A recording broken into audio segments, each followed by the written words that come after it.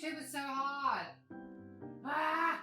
Hi guys, this is Jen and I make useful English Lit study videos on Shakespeare, poetry, fiction, literary devices and more. So in today's video, I'd like to clarify 3 sets of key terms that are commonly used and confused in English Lit essays. So these aren't difficult words by any stretch, but I've noticed that a lot of students tend to mix them up, which often stems from a weak understanding of how verse is different from prose. So let's start this video by quickly looking at how verse differs from prose before we move on to clarify these commonly confused terms in the rest of this video.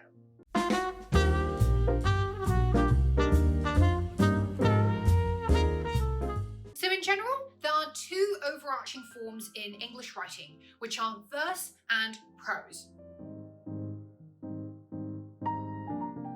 So we should all be familiar with prose because it's normal language communicated in idiomatic sentences, which scholars sometimes refer to as vernacular writing. We can find prose in both fiction and non-fiction works, such as novels and short stories, or essays, letters, articles, etc. On the other hand, verse is metrical language that's arranged in specific lines and schemes, and it often features elaborately wrought expressions that we don't tend to use in daily speech. Now this is why poetry and early modern or Renaissance plays by people like Shakespeare and Marlowe are all examples of verse. So in writing our English Lit essays, we often have to refer to the different parts of a poem or prose passage. So it's really important that we use the right terminology when doing this. So for instance, which paragraph are we citing a specific quotation from? Or is it which stanza instead? What is the line that contains an important metaphor? Or is it the sentence that contains the metaphor instead? What do we call the person or the voice in a text? Is she the speaker or the narrator? So if you're thinking what the devil is the difference between all of these terms, then stick around for the rest of this video as we'll be reviewing each of them right now. So let's start with the basics. What's the difference between a line and a sentence? So the simplest way to tell them apart is by paying attention to punctuation. As long as a group of words ends with a full stop, an exclamation mark, or a question mark, it counts as a sentence. But a sentence could also span multiple lines. In poetry, for instance, a sentence that spans many lines would indicate run-on lines, and hence the use of enjambment. But in prose, a sentence that spans many lines would be a complex or multi-clause sentence.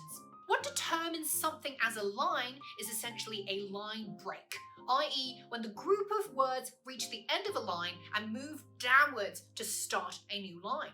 So here's a quick example from Robert Frost's poem Stopping by Woods on a Snowy Evening to illustrate the difference between a line and a sentence. So in this excerpt, there are 4 lines but 2 sentences. The first line also happens to be the first sentence, but the second to 4th lines comprise the second sentence, as indicated by the 2 full stops in this excerpt. By the way guys, I'd massively appreciate it if you could hit the thumbs up button below, subscribe to my channel and switch on that bell notification if you find this video helpful so far. This would really help me carry on making these useful English Lit study videos so that you can get top grades in the subject and we can inspire more people to enjoy the study of literature.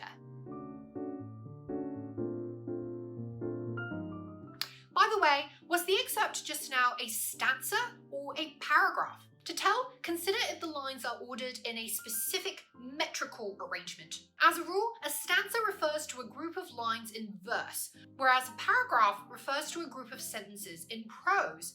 And since we know that the Frost excerpt is taken from a poem, we know that it's a stanza, with lines arranged in iambic tetrameter, i.e. unstressed, stressed 4-feet units. With paragraphs though, they are usually indicated at the start by indentation, which are the 2 spaces at the start of a line. And most of the time, indented sections in a novel, short story, essay, article, etc. would all be paragraphs. So for instance, in the excerpt from Dickens' A Christmas Carol, there are 3 paragraphs and of course no stanzas because none of the lines are arranged in a specific metrical pattern, as they usually wouldn't be in a novel. finally, we come to what's probably the most commonly confused set of terms, the speaker versus the narrator. Who is the person speaking in a text? And what do we call that person? So in the majority of cases, we refer to the dominant voice in a poem as the speaker or the persona, and that in a prose excerpt as the narrator. If there's more than one voice in a text, then we can refer to the additional subjects as characters, which applies to both prose and verse excerpts. Going back to our Frost stanza, the I in line 1, whose words these are I think I know, would be the speaker, while the he in line 3, he will not see me standing here, is a character in the poem. In the Dickens excerpt, the I who comments on Scrooge's attitude towards Marley's death is the narrator, while Scrooge and Marley are the characters in the novel.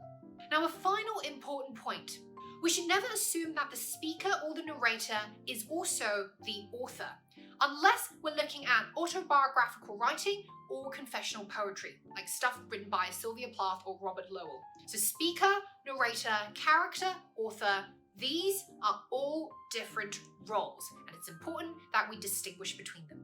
And there you go, guys. I hope this video clarifies once and for all the difference between line and sentence, stanza and paragraph, as well as speaker and narrator. Remember, as a general rule, we use line, stanza, and speaker for poetry or verse passages, and sentence, stanza, and paragraph for prose passages. And if you get these terms right in your lit essays, you'll be sure to impress your teachers and examiners. As always, if you found this video helpful, please do hit the thumbs up button below, subscribe to my channel, and switch on that bell notification so that you never miss a top grade English Lit Study video from me. And I'll see you guys very soon.